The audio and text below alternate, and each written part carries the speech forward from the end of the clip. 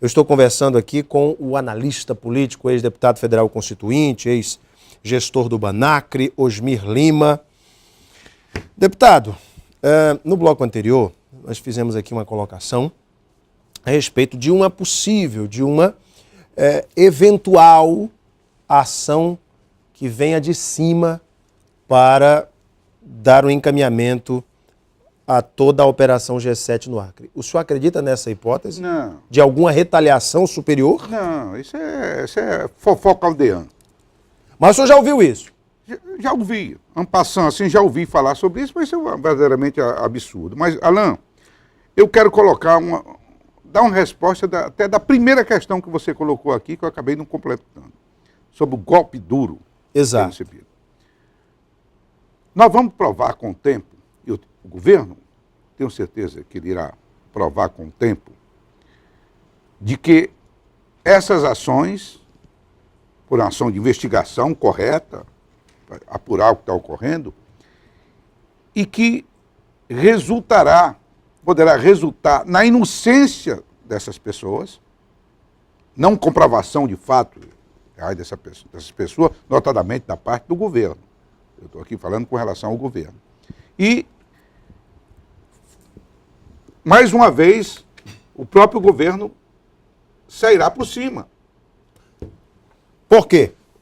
Porque é vítima, como já foram vítimas outros governos, e você tocou aqui no caso do Orley Cameli, ninguém foi mais vítima nesse estado do que o governo Orley Cameli, que eu acompanhei tão de perto. Nunca na história política do Acre, alguém, eu diria até com muita sordidez, foi tão caluniado, colocado a peste até de narcotraficante, absurdamente colocada. Mas Orley, não faltou ao Orley o traquejo político que sobra ao governador Tião Viana? Não, preste atenção. E ele, o tempo é senhor da razão. E ele provou com o tempo que se tivesse candidatado à reeleição, poderia ter vencido aquela reeleição. Eu não tenho disso a menor dúvida. Mesmo com todo o desgaste que ele vinha sofrendo? Todo o desgaste. Por quê?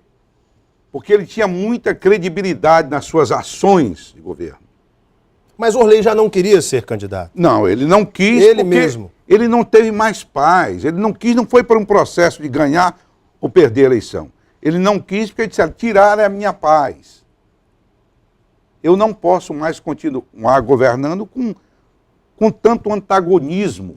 Como foi o episódio da sua ida a Brasília e do encontro nas escadarias do Ministério da Justiça com os senadores Marina Silva e Nabor Júnior? Quando o senhor foi conversar com o ministro Nelson Jobim.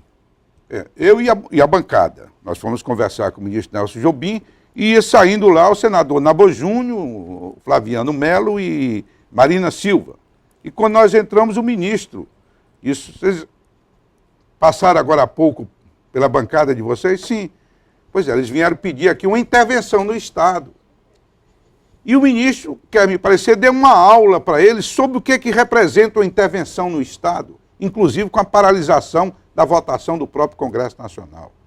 Hoje, por exemplo, se fala em intervenção, é assim como se fosse uma brincadeira. Os deputados da oposição, inclusive está aqui nos noticiários políticos, estão buscando aí uma CPI da corrupção. Aliás, hoje foi promovida uma marcha contra a corrupção que não deu 100 pessoas. Ato político é um direito da oposição fazer. Primeiro, CPI, por que a CPI está sendo apurado pela Justiça? Qual é a razão? A CPI seria um processo investigatório para passar para o Ministério Público tomar as providências, não é isso? Ora, se já está sendo tomadas as providências, falar em CPI quer me parecer um ato meramente politiqueiro. A intervenção não há justificativa para a intervenção. Já tem gente falando do impeachment do governador Tião Viana. O senhor já ouviu falar nisso também? Pois é, mas isso tudo faz parte do jogo político. Faz parte a oposição fazendo o seu papel. Fazendo o seu papel. Agora, o que nós não podemos, a opinião pública não pode, também deixar se envolver por esse momento. Isso é muito comum. Nas transcrições a que tivemos acesso, em nenhum momento eu pessoalmente vi alguma fala que comprometa o governador Tião Viana. Não, não tem. Agora, de empresários eu vi falas comprometedoras. O senhor concorda? Mas deixa eu fazer Vamos deixar de hipocrisia. Mas o senhor está dizendo que eu estou sendo hipócrita? Não, não é você tá. não. Tudo bem. De maneira nenhuma.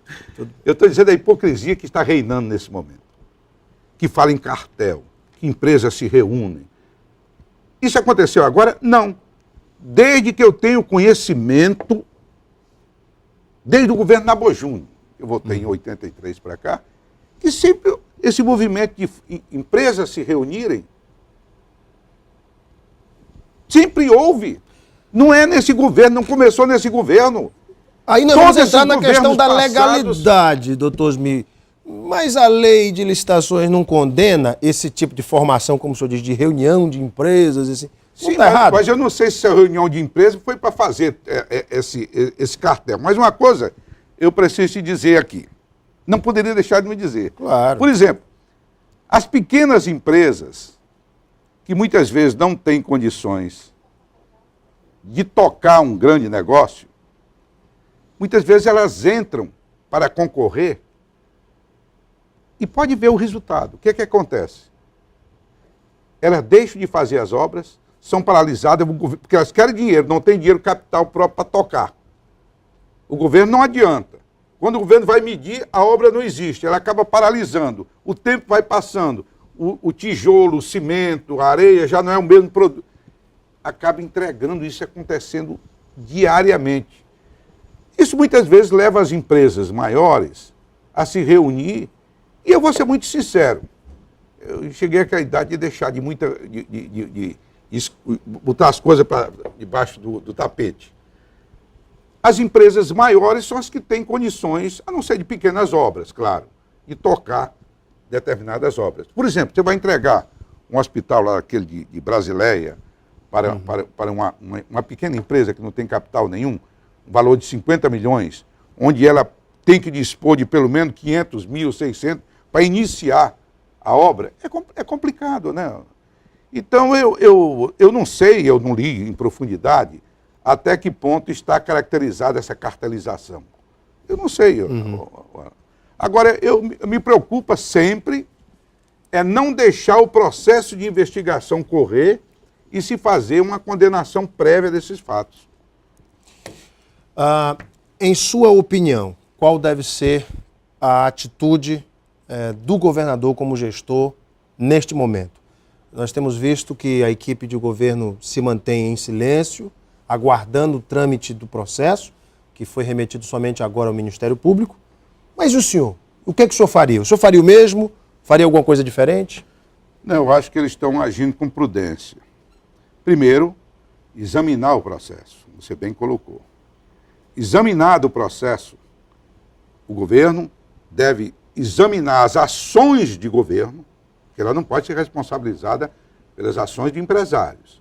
As ações de governo vão ser examinadas e tenho certeza que, devidamente esclarecidas no âmbito do governo, o governo tem que passar para a sociedade esse esclarecimento, já que houve esse julgamento prévio e essa condenação prévia. Ele tem também a obrigação de fazer uma defesa prévia, dizer, olha, os fatos que estão condenando são esses, mas a nossa visão está isso que foi dito que é ilícito, não é por isso, enfim.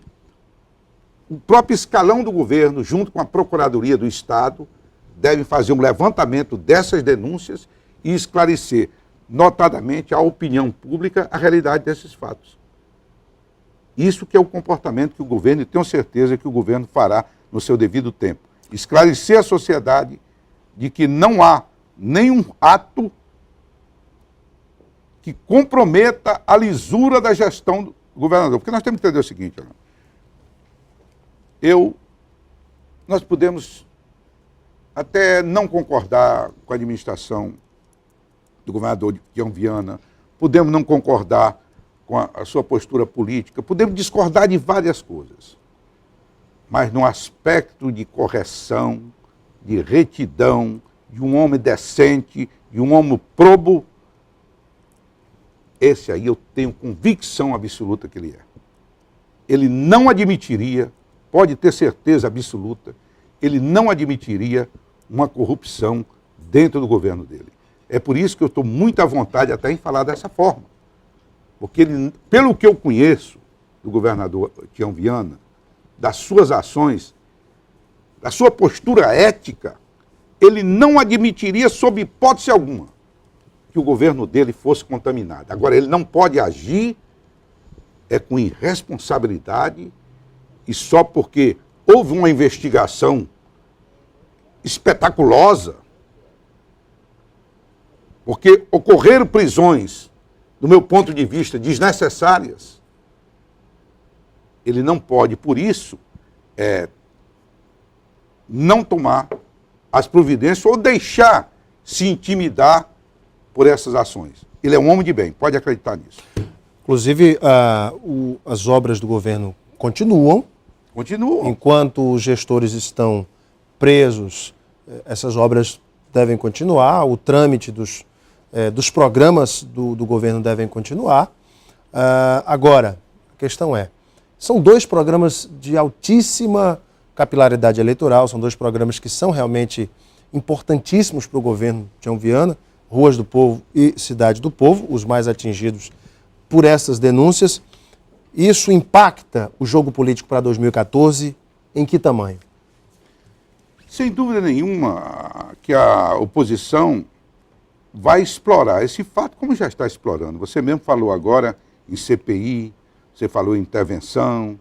Se você procurar em redes sociais para a sociedade, é um ato condenatório sem ela se aprofundar nesse tipo de investigação. Enfim, ele cria um fato. Mas eu volto a repetir, à medida em que o governo possa esclarecer a opinião pública da sua isenção no processo, evidentemente que ele restabelece a normalidade da regra do jogo. Ele restabelece. Porque o que nós estamos vendo hoje na administração do governador Jorge Viana... Tião Viana. O Tião Viana, desculpe, é uma administração positiva, no seu aspecto administrativo. Positiva. E eu tenho certeza que ela é positiva no aspecto ético. E nesse particular, acredite, o governo irá dar a resposta que a sociedade precisa. Gente, eu conversei aqui com o ex-deputado federal, constituinte e analista político Osmir Lima. Deputado, obrigado pela tua vinda, viu? Obrigado, eu que agradeço. Prazer tê-lo aqui no nosso Gazeta Entrevista. Prazer é meu. Daqui a pouquinho nós voltamos para a sequência do nosso programa de hoje. Até já!